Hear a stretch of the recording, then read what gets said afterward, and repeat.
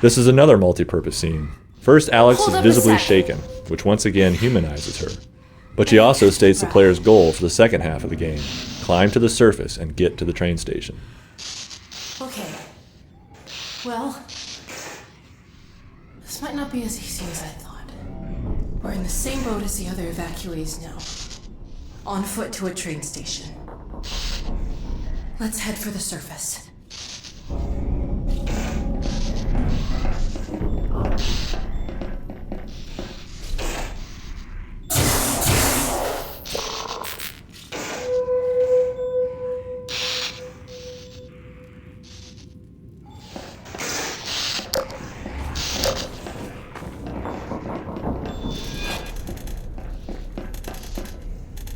Careful, I hear turrets.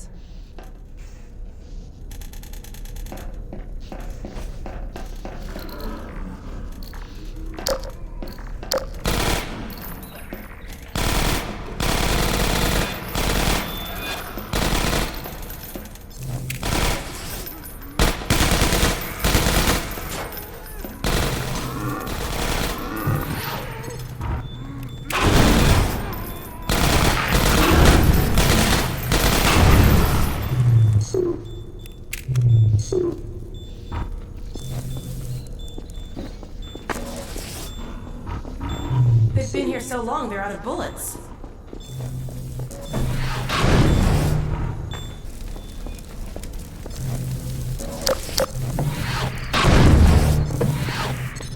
Can't see a thing. I'm blind as a bat without that flashlight on. We need to get through that door. Damn, it's got a powered lock. How are we gonna get this open? Let's see if we can find a power box. I've heard stories about you and air ducts. Dr. Kleiner says whenever he locked himself out of his office, you and Barney...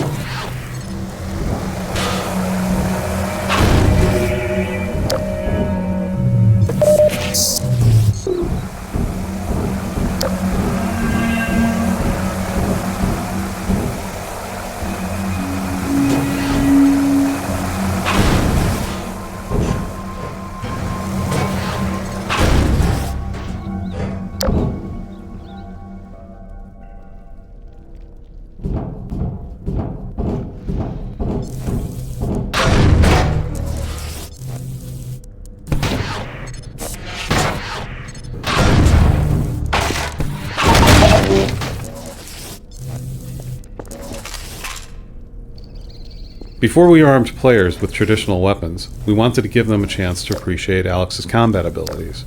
Toward that goal, we created a very specific combat style for the early parts of the journey outside the Citadel. Dark, tense, surrounded by zombies, and either weaponless or starved for ammo, so that players needed to rely on the gravity gun, and more importantly, Alyx. This is where players finally get a weapon. Since the door only opens when the padlock is shot, players can't proceed without finding the pistol. It's effectively a weapon gate. Once players are through the door, we can be sure they've got a pistol.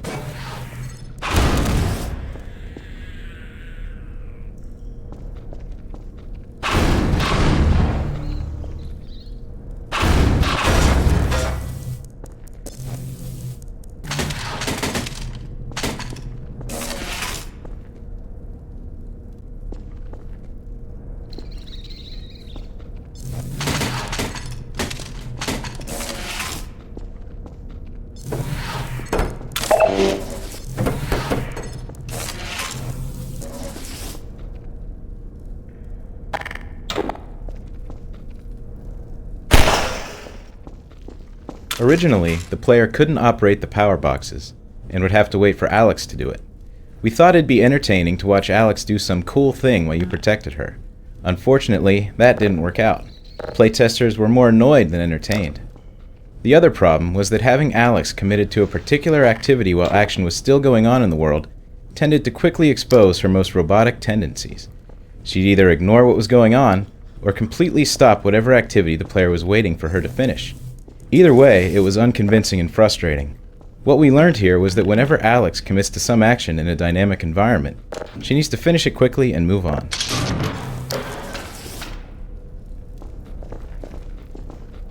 Hey, and you found a gun!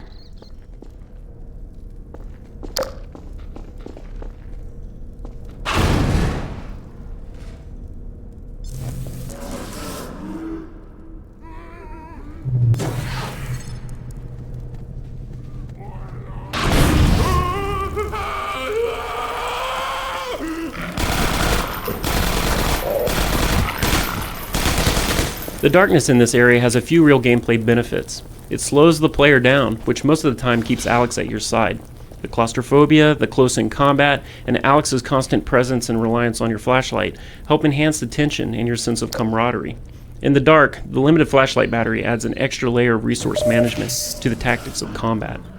Initially, the player wasn't going to have a weapon here. Keep your light on. The combination of no weapon and near total darkness forced the player to use the flashlight to direct Alyx's fire. We liked the idea that you could interact with Alyx in a meaningful way, using elements that were already built into the interface. Unfortunately, playtesters didn't like not having a weapon, so we added weapons back in. Luckily, it turned out that, even armed, players tended to still use and enjoy the flashlight mechanic.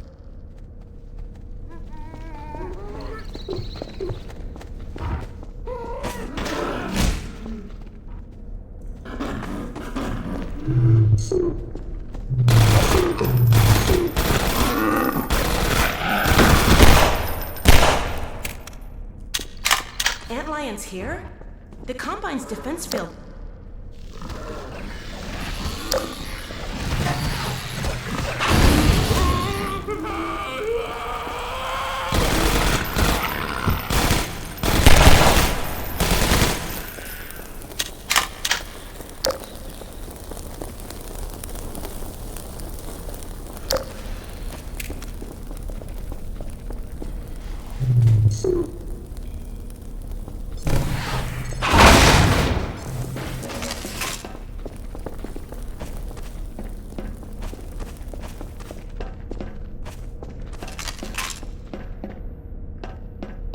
If you don't like Alyx, you're not going to have much fun with episode 1, so Alyx being likable was one of our most crucial design goals. Little moments like the Zombine joke are designed to make Alyx more endearing. Since we like to multitask, it also had the practical purpose of introducing a new monster. The success of the scene relied on a combination of dialogue, voice acting, and animation. Get it? Surprisingly, lighting was really important too. Under red light, Alyx's self-deprecating groan looked more like she was sneering at the player for not getting the joke. Changing the lighting to blue and then adjusting the direction of the light so that it changed the shadows in her face fixed the problem. It's important that monsters get very deliberate introductions, since players are going to interact with them a lot. Generally, we let the player first see a new monster in a safe environment, so they can start thinking about it before they have to fight it.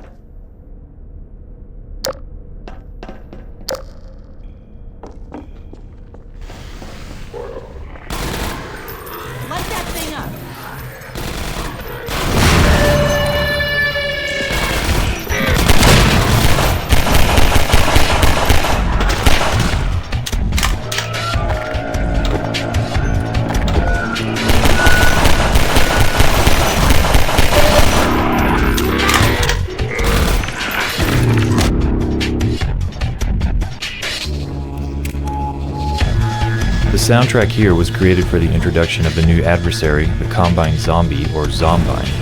Discordant guitar tones and bends and a lo-fi fast beat work in the background of this encounter to create an off-balance and disturbing mood.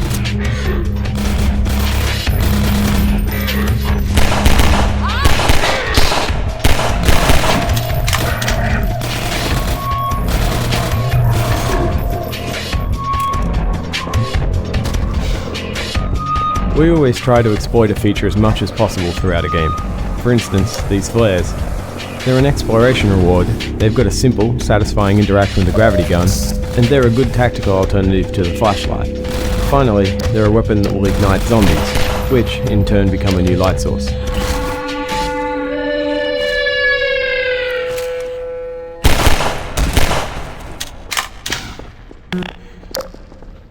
For episode 1, we implemented a scripting component called the Response Rules System for dynamically managing NPC speech. We wanted to take NPC speech out of the hands of the programmers and let the writers control it. The writers were able to set up a wide range of situationally triggered character responses. For instance, Alyx has different reactions to different enemies, can warn the player of danger, calls for help when she's mobbed, and will ask for light. The combat responses worked out great, but it's especially satisfying when Alyx's comments on some situation mirror your own thoughts. The writers really went crazy with this, so be on the lookout for lots of little Easter egg responses to unusual situations.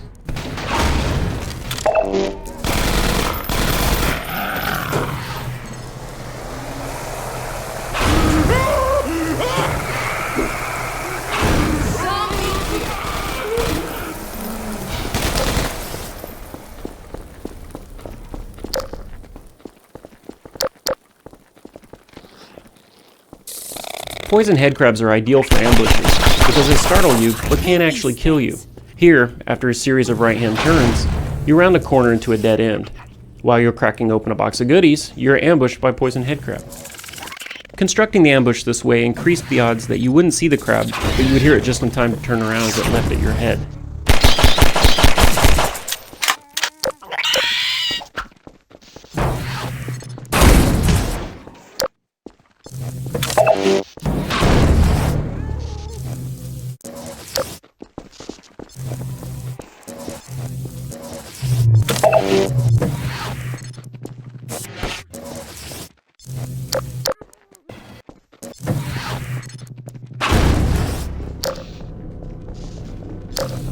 The Antlion hole training is unusual because it requires the player to learn a new skill in combat. This is a rare case where training occurs under duress, so Alyx states the problem and helps in the fight without giving away the solution. Behind you! Uh-oh, the Antlion is coming up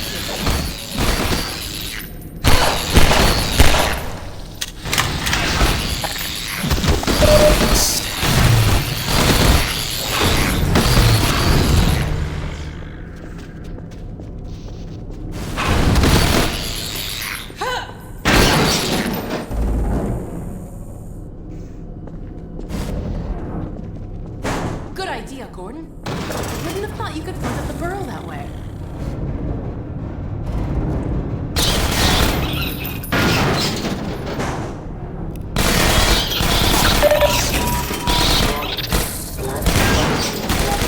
Detected.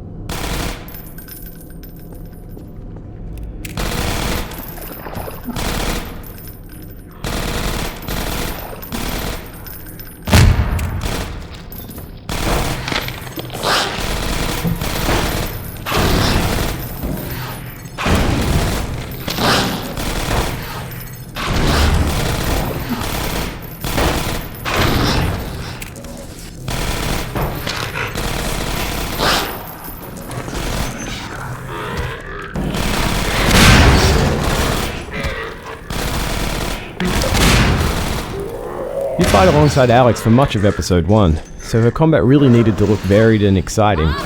We especially wanted to get her into some kind of convincing physical contact with her enemies. We'd always wanted to do this kind of dynamic character interactions, but getting the NPCs into position for their interactions has a pretty wide-ranging set of problems. So we ended up taking an opportunistic approach for episode 1, where instead of figuring out how to maneuver characters into proximity, the system monitors their positions and fires the appropriate animations whenever it notices that they're correctly aligned. Given how well these interactions worked out between Alyx and zombies, headcrabs and antlions, we're really looking forward to extending this kind of behavior to all of our NPCs.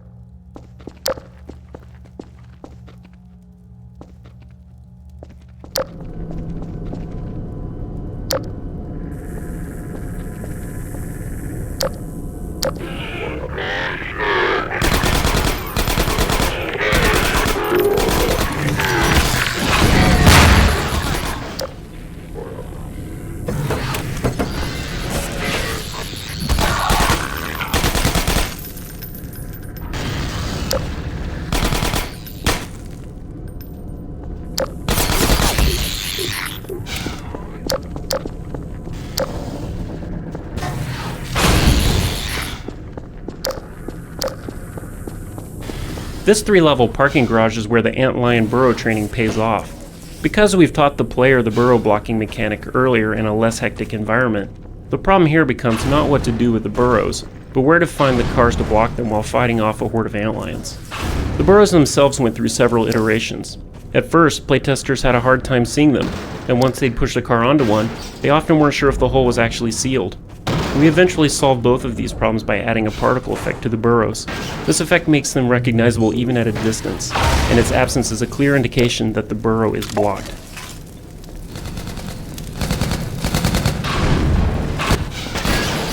We generally design and prototype the basic gameplay in a level before we apply much art to it. Throughout the first several months of playtesting this garage map, the geometry was nothing more than basic shapes and textures. After we finalized most of the gameplay elements, we began to flesh out the visuals for the area. For this level, we left the office and took reference pictures of various garages.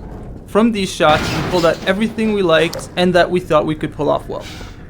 We combined these visual highlights into what we call a style guide map, which is a standalone map with no gameplay that we use strictly as visual reference. For this level, we actually made 2 style guides, one a destroyed garage, the other intact. After the look was established, we brought the playable map's visual quality up to the level of the style guides. Often a map's geometry needs to be changed as the art goes in because areas that worked in the abstract version no longer make sense in a map that now looks like a real place. For instance, the side rooms where 2 of the cars are hidden were moved several times in order to make them feel more naturally part of the parking garage.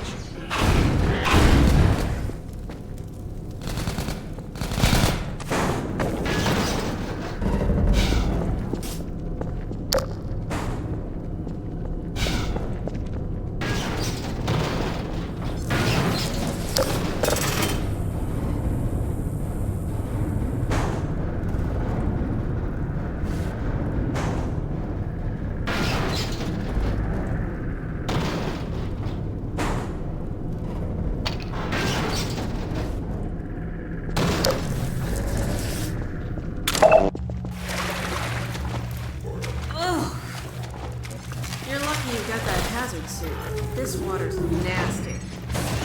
Got room for in here?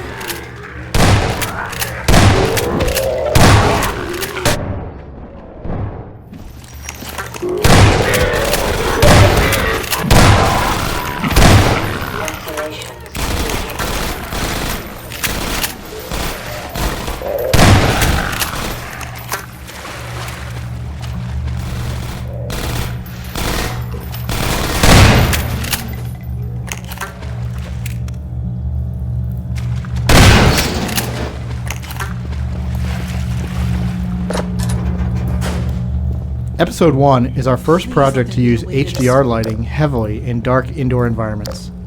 The interaction between the flashlight and the auto exposure calculations done for HDR presented a real technical challenge. In dark areas where the flashlight was the only source of illumination, we found that we'd often end up with grossly overexposed views. We ended up compensating for this by using a different set of exposure parameters when the flashlight was turned on. In particular, we drastically shrunk the region of the screen examined for exposure calculations, which permitted us to concentrate only on the much smaller area lit by the flashlight. I don't believe it. An actual elevator. I would have settled for stairs. This area is the dramatic culmination of all the lightless combat that comes before it. We wanted to create a dynamic fight that lasted several minutes while we waited for the elevator to arrive. The first iteration of this battle was very different from what we eventually shipped. The space was larger, had water in it, and wasn't completely dark. Water is relatively expensive performance-wise, so we cut that in favor of more zombies. We made the level smaller to ensure that the player would see the elevator and recognize the problem that needed to be solved before the fight started. We killed the lights both to enhance tension and to make the scene a final test of the dark fighting skills that the player develops over the course of the episode. Finally, we added a wire running along the ceiling from the elevator to the power box to give players a guide as they familiarize themselves with the area.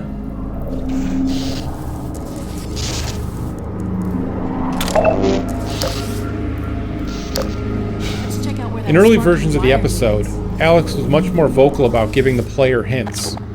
However, playtests showed it was much more satisfying for the players when Alyx stated a goal and then stepped aside until that goal was accomplished. Because of that feedback, almost all of Alyx's hint lines were cut. Eventually, though, we discovered through more playtesting that although players didn't like having Alyx hand them unsolicited hints, they did want to be able to explicitly request help from her. So we added some of the hint dialogue back in, but it's only accessible at the player's request by Plus using Alyx.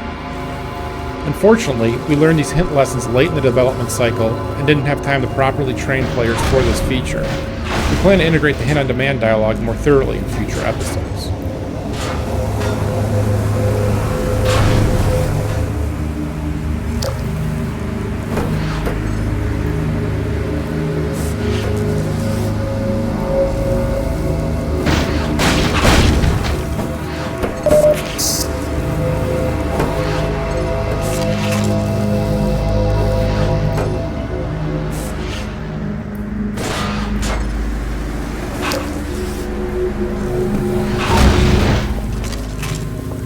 Our art and gameplay standards encourage players to build a visual dictionary that defines how they expect things to work in the Half-Life world. For instance, even though the door to the power box room is metal, and would probably have a metal crossbar holding it shut, we barred it with a wooden plank. Because we've been consistent throughout the game, the player should recognize that a wooden plank can be both broken and manipulated with a gravity gun, properties that wouldn't be immediately apparent about a metal bar. We're really happy with the Zombine's grenade behavior. Trouble. It adds sudden danger spikes to the zombie horde, which force players to quickly reprioritize the target. And since the player can grab a grenade out of the Zombine stand with a gravity gun, these danger spikes can be converted into offensive opportunities. This kind of turnaround skill shot creates some dynamic, satisfying hero moments for the player. Originally, we didn't allow the player to snatch Zombine grenades because we barely broke the friction of the gravity gun. If players could grab a Zombine's grenade, why couldn't they grab the Combine Soldiers' guns? After playtesting the grenade steal though, fun went out over consistency.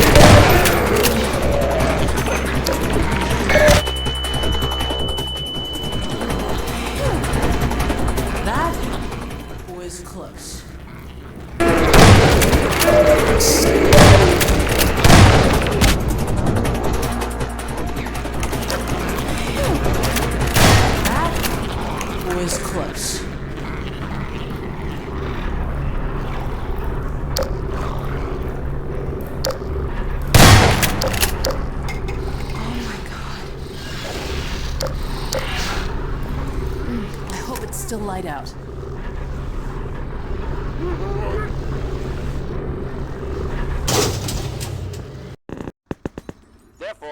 Thank God, it's still day. Let's get out of here.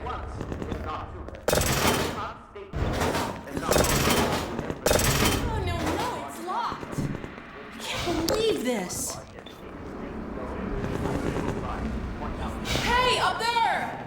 Hello? Can you let us out of here? Hello?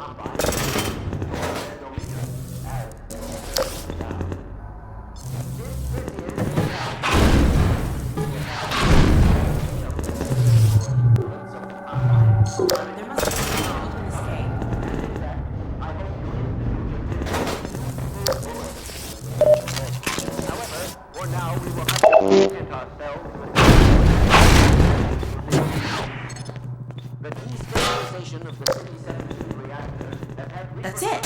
See if the crank still works. Come on, Gordon, crank that thing. Great. Okay, I believe that let's get all to the train combined yard before the portals Citadel have failed blows. completely, as well as all communications systems based on that technology. Finally, fresh air. Combine are completely Oh my cut off. Combine forces currently Striders stationed really on Earth tore the hell are out now of this place. isolated units, stranded.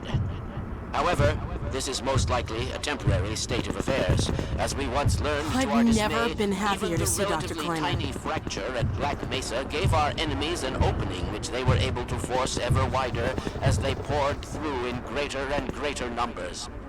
In addition to the completely xenotheric species, there are many modified post-human allies still remaining on Earth who will be doing their utmost to re-establish lines of communication and supply with the larger forces. Even so, there is greater reason for hope now than at any time in the past decade. We have made, in secret, several technological advances which we will do our best to deploy in advance of the Combine's return. We continue to diligently assemble and train a new generation of scientists and technicians. For what the Combine fear the most is not any tangible human weapon, but our will, our intellect, our ability to respond selectively and rationally to every terror they turn against us. We place our firmest hope in the human spirit, even knowing how easily it may be shattered. We have all seen friends and family crushed by the Combine. Some of our neighbors have allowed themselves to be co-opted and purged of their humanity by the military machine. And those who resisted have met a most terrible fate. Still, I cannot overstate how important it is that we retain our humanity. Only this will allow us to hold together as we must for their inevitable return, and what is certain to be unimaginable retaliation. And, oh yes, if you missed any part of this message, it will loop repeatedly until there is no point in looping it any longer. I apologize for any inadvertent errors or omissions. As you can imagine, we have had scarcely time to record, let alone rehearse. What's that, Eli? Oh, right. This has been Dr. Isaac Kleiner, formerly of Black Mesa, now simply a citizen, like all of you, of Earth. Let me just add to all those who can hear me now, as we struggle out of the shadow of our malefactors, welcome back to the light. Now, where did I put that calculator? This City 17 Vista is an explicit visual reward for surviving the elevator battle. Since early playtesters told us that we weren't communicating just how damaged the city was, this sweeping view of an extremely messed up City 17 serves a practical purpose, as well as being a nice moment of calm between storms. The framing of your first view of the Citadel in this Vista space is very deliberate. We included various leading elements, such as wires and light poles, that all drive the player's eye to the Citadel.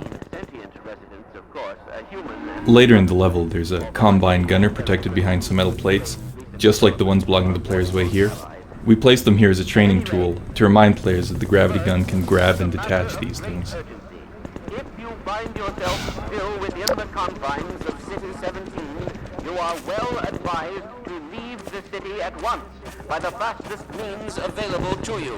We have restored service to much of the commuter transport system in order to carry citizens out of the city as quickly as possible.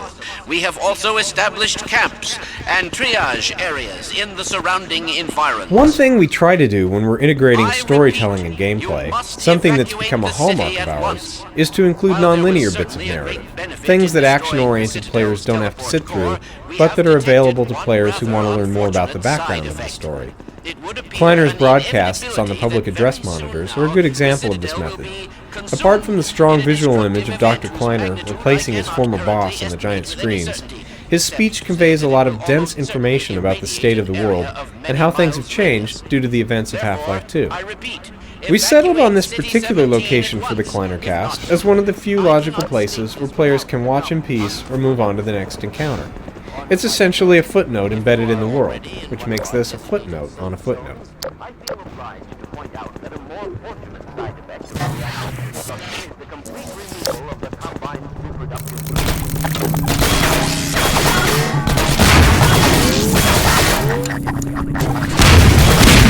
They're looking for something.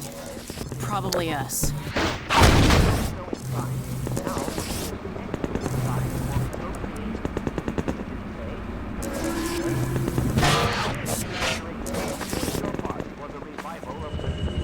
Rappelling Soldiers presented a difficult training problem because we found it's tough to focus the player's attention upward.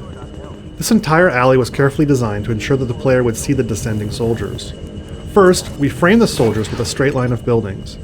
Then we had them run across the rooftops so they were starkly silhouetted against the sky before they dropped down in front of the lightly colored buildings. Finally, we added a distinctive sound to the repelling action so that the players would recognize it later in the game.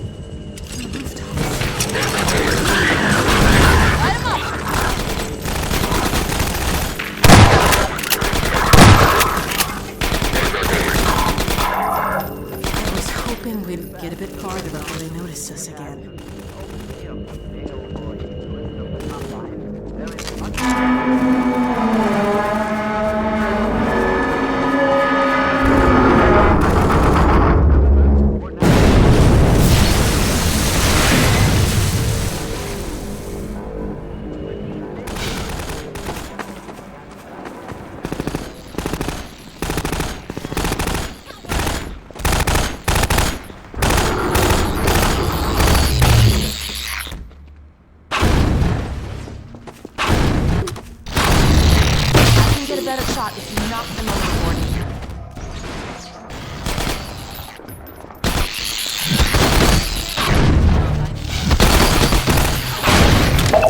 The post-Half-Life 2 look of City 17 was difficult to nail down, and we went through many changes.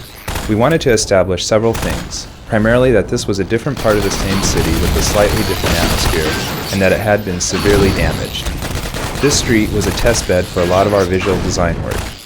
First, we built an intact city street, then we beat up certain buildings, in some cases removing them entirely so that more destruction was visible in the distance. We did initial lighting pass in the game engine and then took screenshots of various locations. Using Photoshop, we manipulated those screenshots to establish a color scheme. Photoshop lets us quickly iterate through all kinds of skies, lighting styles, and color schemes. The environmental lighting colors that we ended up with were based on some photo references of the sun filtering through smoke from a forest fire. Some falling ash effects and a closer than usual fog plane helped sell the effect. Character AI is all about putting on a good show. As we neared the end of production, we were still unhappy with the way that Alyx handled herself in combat. The most common thing she did was run backwards while shooting at the enemies. It was fairly realistic, but kind of boring. So we added crouching and aiming at the last minute, and though it didn't really change her combat effectiveness in any functional way, it made her a whole lot more fun to watch. And this is a really good example of how these relatively minor presentation and behavior changes can often have a really major impact on entertainment value.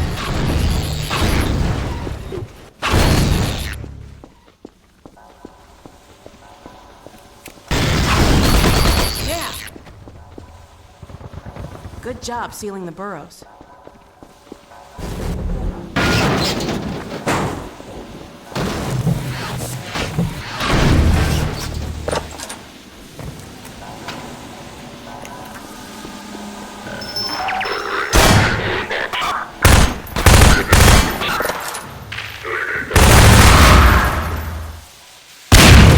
I'll cover the street while you figure this out.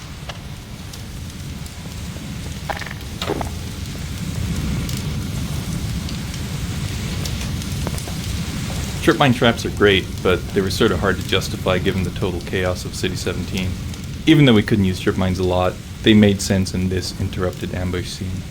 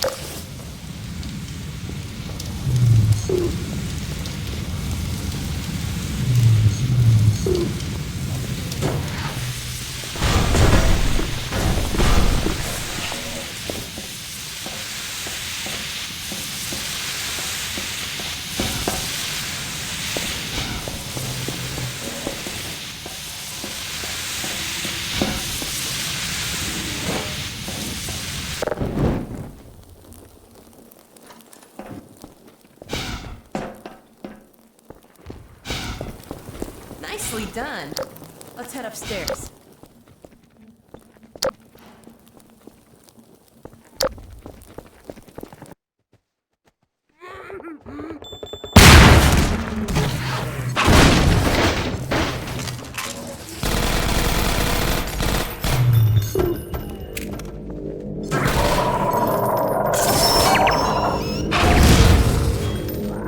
This explosion permanently seals the cafe door, which has a few benefits.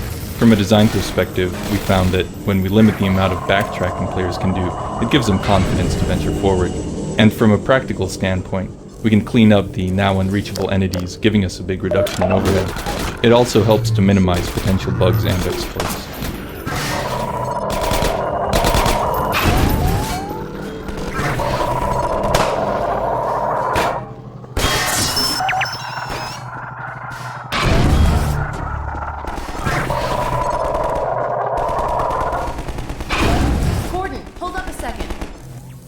Originally, the player didn't get any weapons until the end of this map, so roller mines were the only way to kill the soldiers.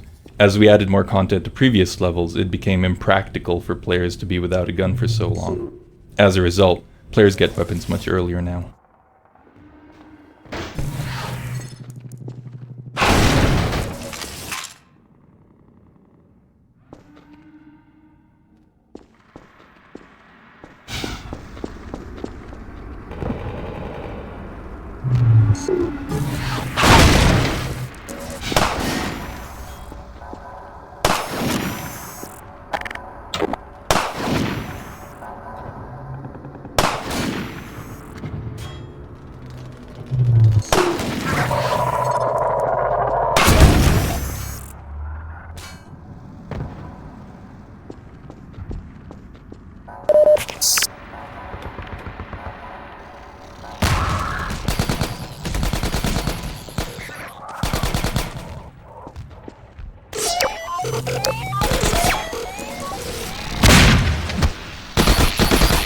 I can get a better shot if you knock them over, Gordon.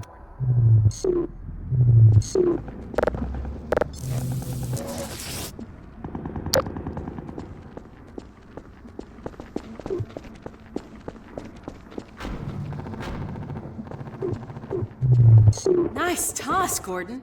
That sniper almost took my head off.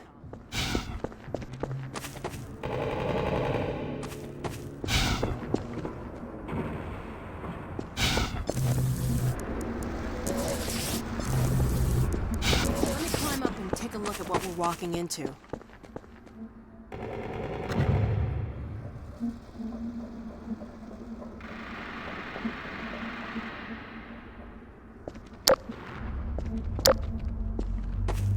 Uh-oh. They've got the street fortified up ahead. You run point, okay? I'll cover you from up here till you reach the far end. When the coast is clear, I'll catch up. Okay, looks like I can get that ladder down to you. Let me shoot out the latch. I might be a little rusty with this rifle. Ha! Nope, guess I'm not.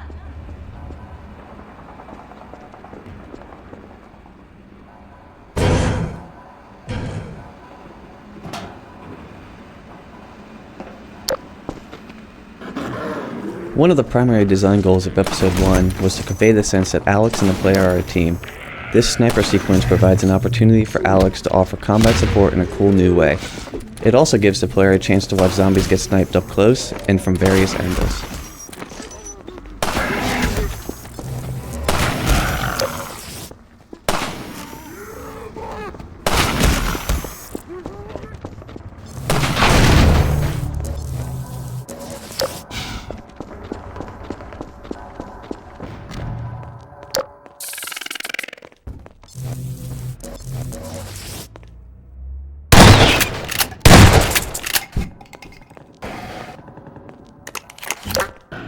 Players didn't have any weapons in the original version of this map.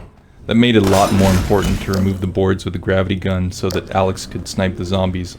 Once weapons were added though, the Skybridge became less of a puzzle and more of a straightforward combat event. We added more zombies to increase the challenge, but pulling the boards off was still the most fun way to get through this.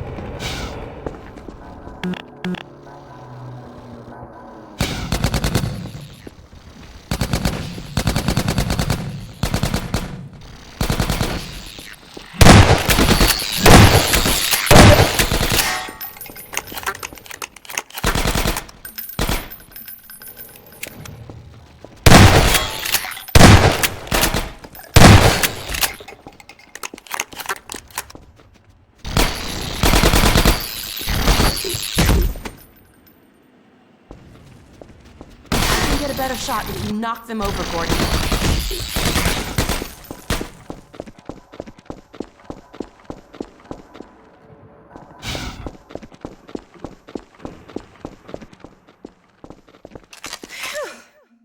Glad that's over.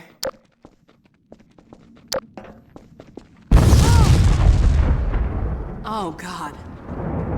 Looks like the reactor's back on track for a meltdown. That transmission's going out after all. Oh!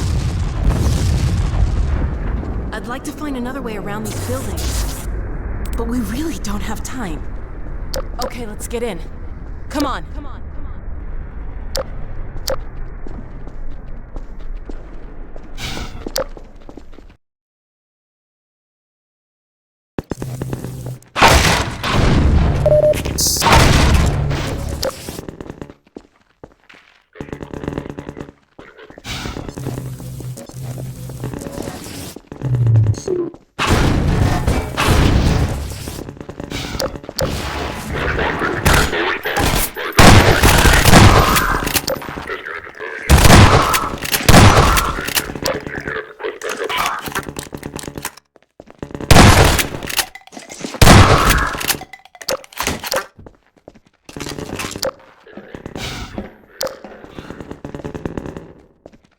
Our AI is inherently unscripted, which means that we have to design spaces that permit our characters to make good choices.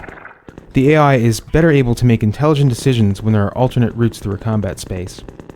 This hallway started out as a straight-shot corridor with a door at the end for soldiers to enter through, but this design didn't provide the AI with enough choices to make the soldier behavior very interesting. Adding an additional space on the side allowed them to find cover and flank the player, both of which dramatically improved the entertainment value of this encounter. Get away from the doors!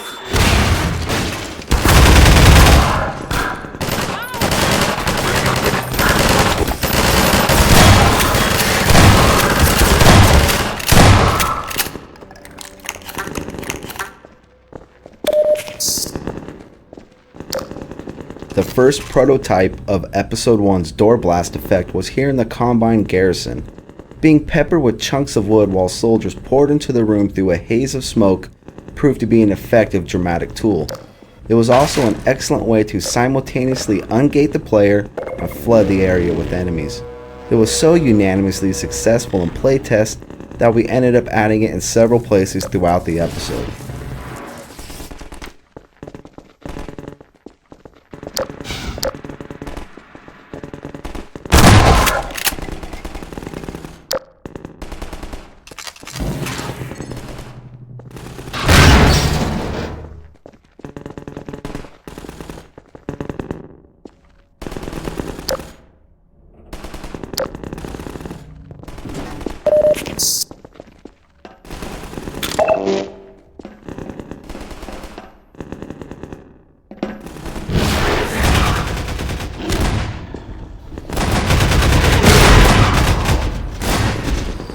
At this point in the action, we really felt that we needed a combat crescendo. Antlion guards make great boss challenges, and we decided to add some combine forces to the mix because watching AI characters fight each other is always entertaining.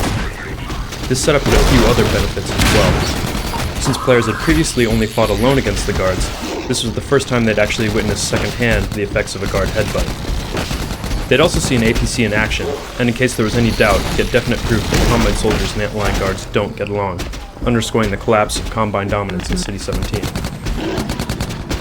Antlion guard arenas have a few specific design requirements. For instance, since the guard is only armed with a melee attack, we can't let the player reach any place that's inaccessible to the guard, such as rooftops and other high perches, that the player could only arrive at after being launched by a guard headbutt. The arenas also need plenty of physics objects for the guard to toss, and at least one unlimited ammo crate, so that the player can't run out of ammunition before killing the guard. For this battle, we also introduced a steady stream of regular Antlions to limit the player's ability to constantly circle the Antlion guard.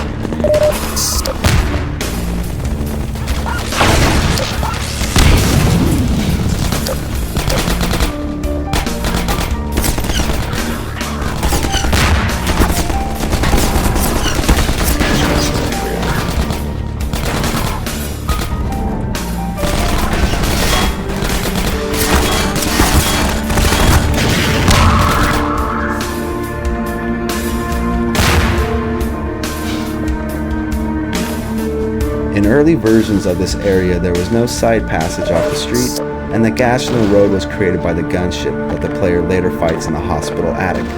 As development progressed, however, gameplay, story, and performance requirements made this initial design unworkable. The new side passage provided a short break in the combat tension after the boss battle and also helped us stay within our performance budget.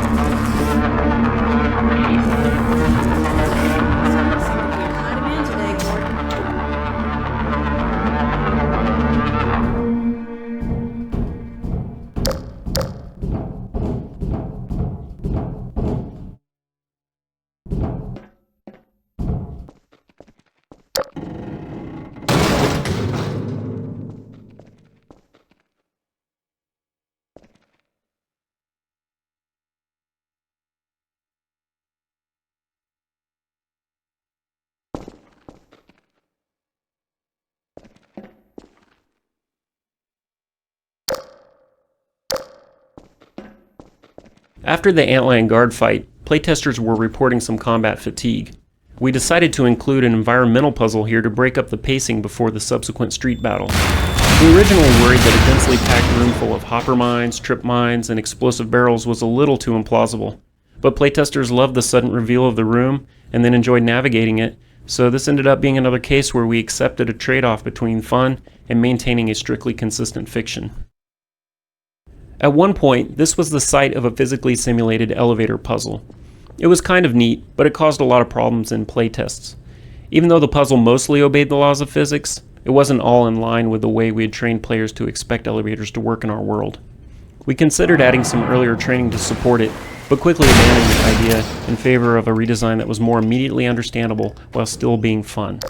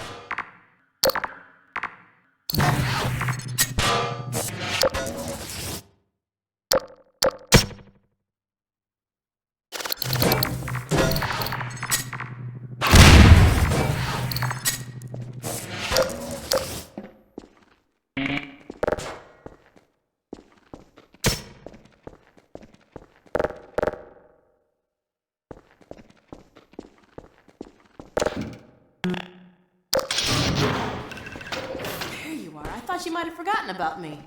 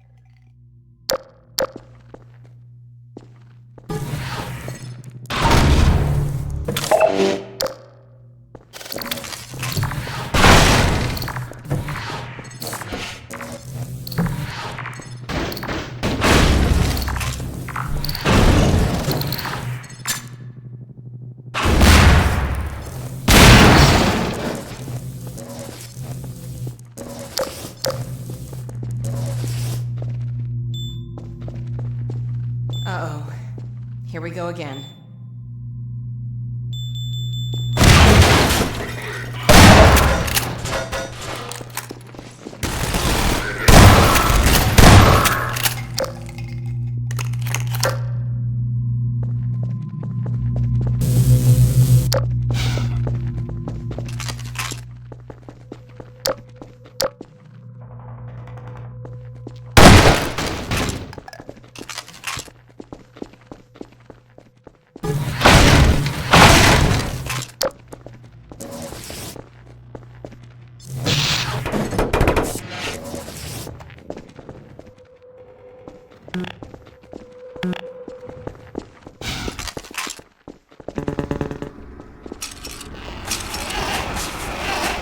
Here they come.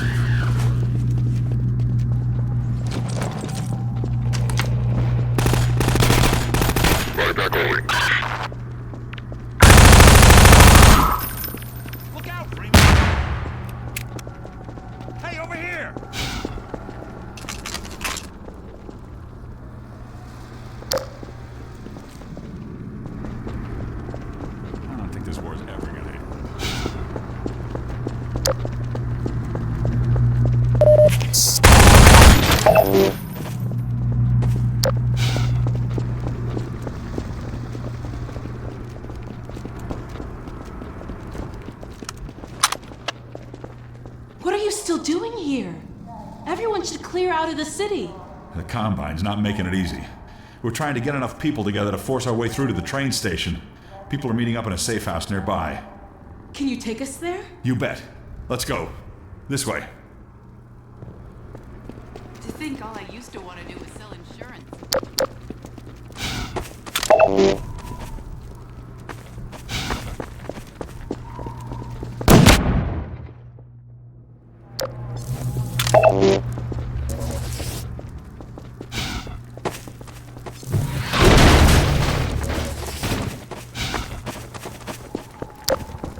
Hey, it's me. Open the door. What's the password? I'm not even gonna tell you to shut up. Come on in. Previously, certain protein chains important to the process of embryonic development were selectively prevented no. from forming. My dad's a This Dessa is no longer the case. For those so inclined, now would be an excellent time for procreation. Which is to say, in layman's terms, you should give serious consideration to doing your part for the revival of the species. We must make the most of the time we have, as it is by no means certain how much time we have secured ourselves before the Combine attempt to restore their dominion, as they certainly shall. Since this is, in fact, the first opportunity we have had to speak openly of the baleful influence of the Combine, there is much ground to cover. And in fact, I hope to institute a series of useful bulletins in the days ahead. However, for now we will have to content ourselves with some relatively meager exposition. The destabilization of the City 17 reactor has had repercussions that were not entirely unexpected, although we hardly dared speak this hope ahead of time. The destructive pulse forced a damper on the entire network of linked... Thus, for the time being, Let's find another way out. Mine portals have failed, as well as all communications systems based on that. In short, the Combine are completely cut off. Combine forces currently stationed on Earth are now isolated units, stranded. However, this is most likely a temporary state. What is made, a relatively tiny fracture at Black Mesa gave our enemies an opening which they were able to force ever wider as they poured through in greater and greater numbers. In addition to the completely xenotheric species, there are many modified...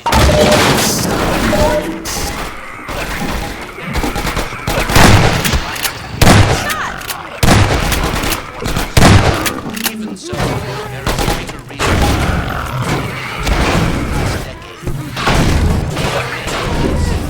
Several technological advances brought best to the Combine's return. We continue to diligently assemble and train a new generation of scientists and technicians.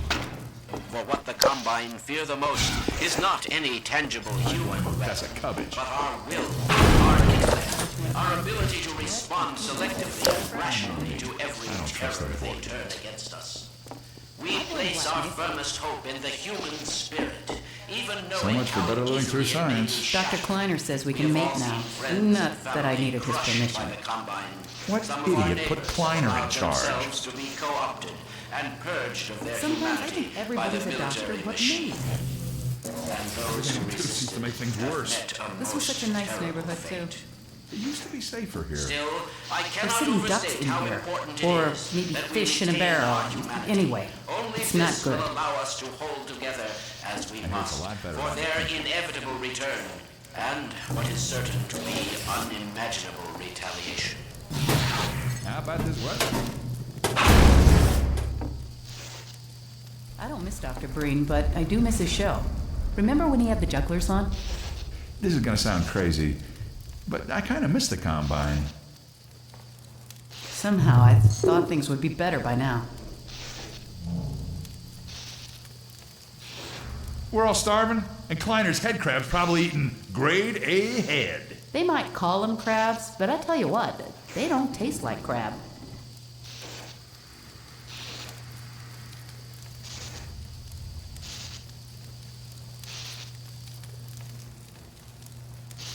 How about this weather?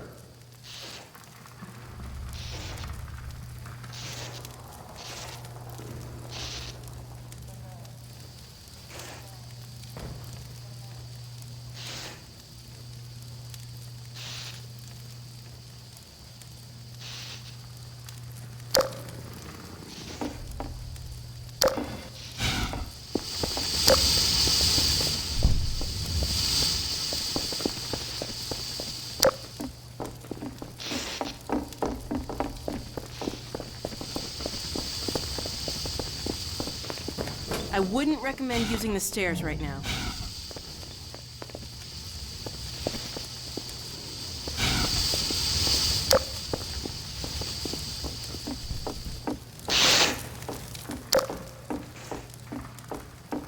This space was designed to lure players onto a section of Breakable Floor that drops them into a room full of zombies. Players are enticed into the trap by some reward items and a chance to peek in the hole. We like to surprise players, but we never want them to feel like they've been treated unfairly.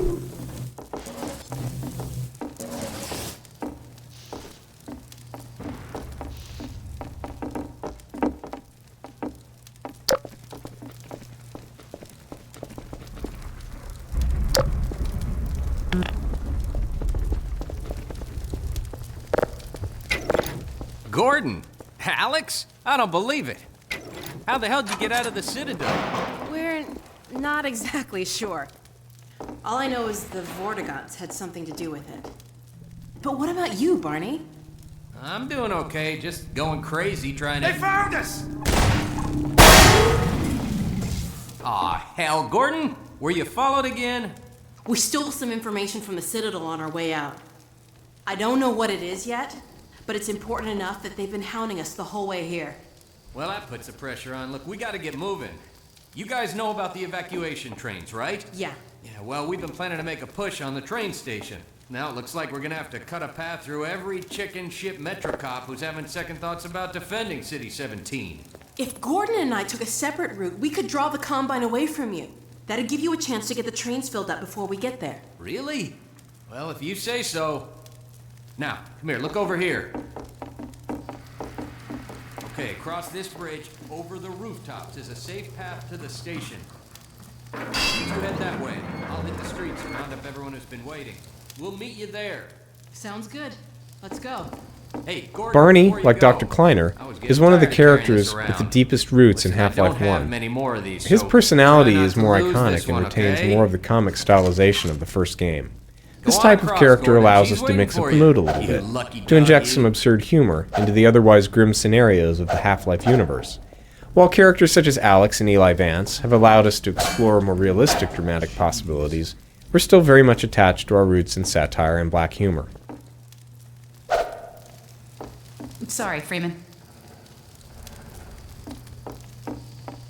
Barney's big crowbar scene here required a few tricks to pull off. There are actually 3 separate crowbar models in this sequence. First, there's the one stuck in the machine. When Barney grabs that one, we remove it from the world and switch on a second crowbar that's been in Barney's hand the entire time, only invisible. Both of these models are purely decorative, so as soon as Barney makes his tossing motion, we hide the second crowbar and create a third usable crowbar that then bounces to the ground. See you at the station!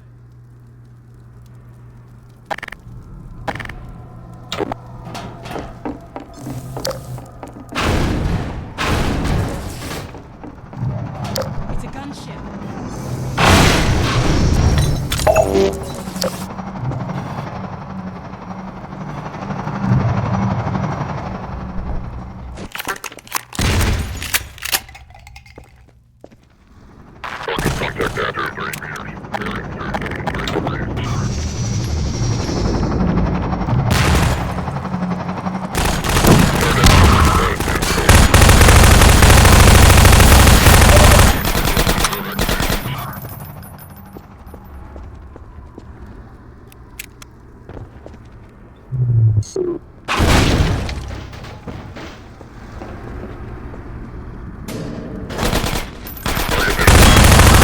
Shot.